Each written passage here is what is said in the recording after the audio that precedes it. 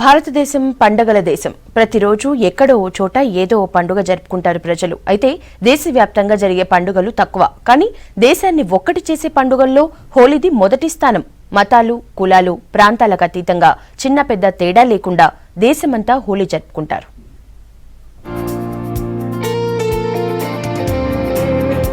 వసంత ఋతువులో పాల్గొన శుద్ధ పూర్ణిమ రోజున జరుపుకునే రంగుల పండుగను హోలీ, కాముని పున్నమి, డోలికోత్సవంగా పిలుస్తారు. భారత్లోనే కాకుండా నేపాల్, బంగ్లాదేశ్లలో కూడా ఈ వేడుకను వైభవంగా జరుపుకుంటారు. దేశంలో ఒక్కో ప్రాంతంలో ఒక్కో రకంగా హోలీని సెలబ్రేట్ చేసుకుంటారు ప్రజలు.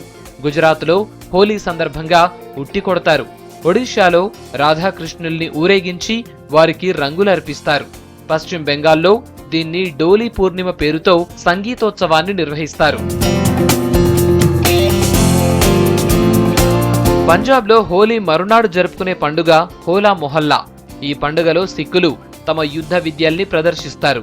సిక్కుల్లోని యుద్ధ నైపుణ్యాల్ని మెరుగుపరిచేందుకు వారి గురువైన గోవింద్ సింగ్ ఏర్పరిచిన సంప్రదాయం ఇది. హోలీని, హోలా మొహల్లాను ఘనంగా జరుపుకుంటారు సిక్కులు. హోళిక అందరి ముందే మంటల్లో కాలిపోతుంది. రాక్షసి అయిన హోళిక దహనం సందర్భంగా హోలీ పండుగ జరుపుకుంటున్నట్లు ప్రచారం.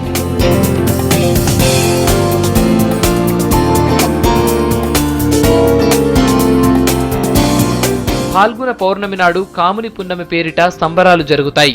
లోక కళ్యాణం కోసం పార్వతీ పరమేశ్వరుల కళ్యాణం జరిపించాలని దేవతలు నిర్ణయిస్తారు. పార్వతీదేవిపై పరమశివుడి దృష్టి నిలిచేలా చేయమని మన్మధుణ్ణి కోరతారు.